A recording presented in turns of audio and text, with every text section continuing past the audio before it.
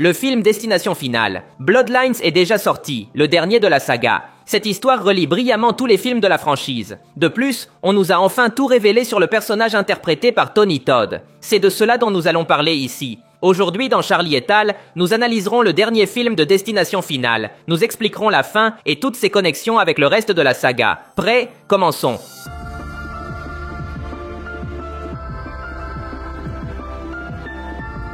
Le film raconte l'histoire de Stephanie, une jeune femme tourmentée par un cauchemar récurrent. Dans ses rêves, elle voit une femme inconnue être victime d'un événement catastrophique. Cette femme est sa grand-mère, et le rêve est une prémonition qu'elle a eue il y a 50 ans. À cette époque, elle a sauvé des centaines de personnes, mais nous savons tous que la mort n'aime pas être trompée. Alors elle a passé les dernières décennies à traquer les personnes qui ont survécu. Cette fois, le dessein de la mort n'attaquera pas seulement les survivants, il s'en prendra aussi à leurs enfants et petits-enfants. C'est pourquoi Stephanie et sa famille sont maintenant en danger. Voilà le synopsis de l'histoire. Passons maintenant à la fin. Les protagonistes découvrent qu'il existe un moyen de briser le cycle. Quelqu'un doit mourir, puis être réanimé. Ainsi, le dessein sera rompu et tout le monde sera en sécurité. Cette technique a été utilisée par la protagoniste de Destination Finale 2, Kimberly Corman. Elle s'est noyée, mais a ensuite été réanimée. Dans toute la saga, elle est la seule à avoir canoniquement vaincu la mort. À la fin du film, Stephanie se noie également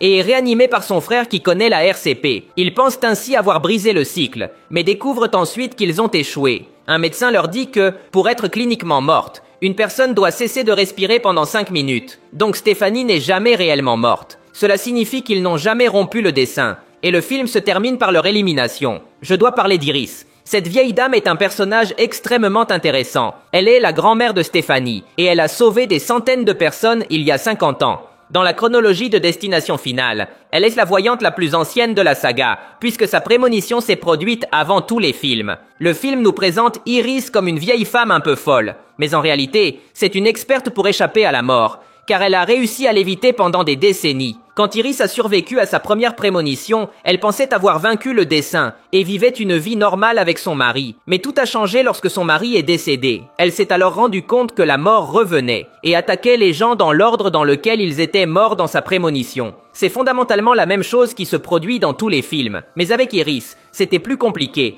car il ne s'agissait pas de 10 personnes, mais de centaines. C'est pourquoi le dessein a mis du temps à l'atteindre. Dans la prémonition, Iris mourait à la fin. Donc avant qu'elle ne soit atteinte, des centaines de personnes devaient mourir, ainsi que leurs enfants. Tout cela a pris des années. Quand son tour est enfin venu, Iris s'est enfermée dans une cabane isolée. Elle l'a fait pour se protéger, et en même temps pour protéger sa famille. Le cycle commence avec la victime principale, puis continue avec ses descendants. Donc tant qu'Iris était en vie, sa famille était en sécurité. Mais tout a changé quand elle a découvert qu'elle avait un cancer. Avec cela, sa famille elle était condamnée. J'oserais dire qu'Iris est le personnage avec le plus grand pouvoir de prémonition dans toute la saga. Elle a passé des années à écrire un cahier, contenant de nombreuses prémonitions. Il y a des notes sur les événements des films précédents. Par exemple, il y a des dessins sur le vol 180, l'accident du premier film. Iris a reçu des prémonitions de cet incident. Mais pourquoi Iris serait-elle connectée à cette histoire? La réponse la plus logique serait que tous les personnages de la saga sont les descendants des personnes qu'Iris a sauvées il y a 50 ans. De cette façon, toute la saga est connectée. Il n'aurait aucun sens qu'Iris ait des visions de personnes au hasard.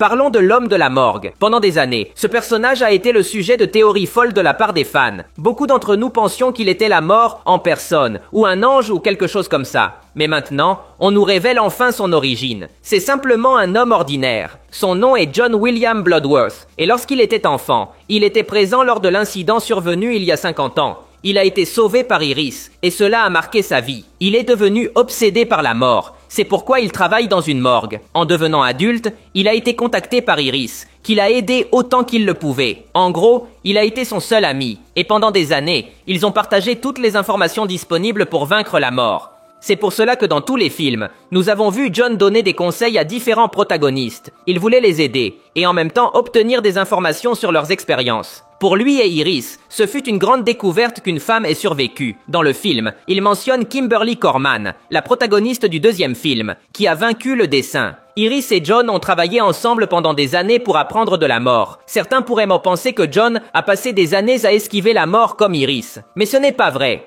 Rappelons que dans cette saga, le cycle attaque toujours les victimes dans l'ordre de la prémonition. Autrement dit, le dessein n'a jamais attaqué John, parce qu'Iris était encore en vie. Iris et toute sa famille devaient être éliminés pour que John puisse être atteint.